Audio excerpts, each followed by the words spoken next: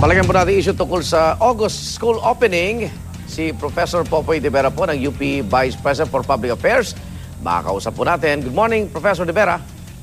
Good morning, Igan, at good morning sa lahat ng iyong mga tagapakinig at tagapanood. Salamat po. UP Diliman, hindi pa kasama, no?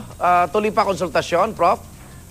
Meron pa silang konsultasyon, hindi pa nabubuo ang konsenso sa Diliman. Kaya yung mga ibang CEO kasi, tapos na yung kanilang konsultasyon at sumulat sila sa Board of Regents at humihingi ng pahintulot na magsimula na ng calendarship.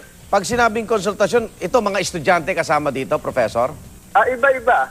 Kasi malaki ang UP campus eh. Maraming faculty, maraming colleges. So medyo mas mabagal ng konti makabuo ng konsenso. Opo. At paano po yung mga nagpo-cross-register o taga-ibang campus pero mag-e-enroll sila dyan sa Diliman? Hindi ba mahirap yun? Maliit na bahagi lang ito pero hindi sila makakapag-cross-enroll.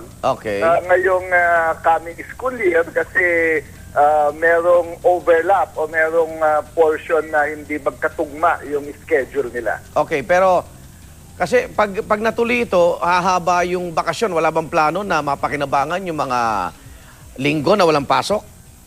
Actually, mapapakinabangan to. Halimbawa, sa UP Tacloban, kasi nagsimula sila ng semestre nila ng January. Dahil sa Bagyo, matatapos sila Mayo, imbis na March. So, mapapakinabangan nila yung additional na break.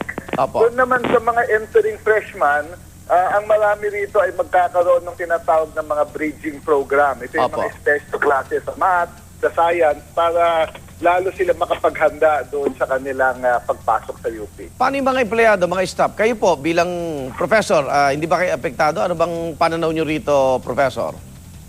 Hindi naman, kasi yung bilang Vice President, kasi wala namang summer vacation. Oo nga. Administrator ka, pumapasok tuloy-tuloy ka, oo. So, kaya gumalaw, hindi, walang epekto. Doon naman sa mga maapektuhan dahil merong shift, ang marami ay natutuwa dahil hahaba ng konti yung bakasyon nila. At ngayong taon lang na ito yon kasi next year, wala na yung additional 2 months dahil nakasynchronize na yung kanilang calendar. Okay. Maraming salamat po. Good morning. Okay, thank you. Professor Popoy De Vera po, UP Vice President for Public Affairs.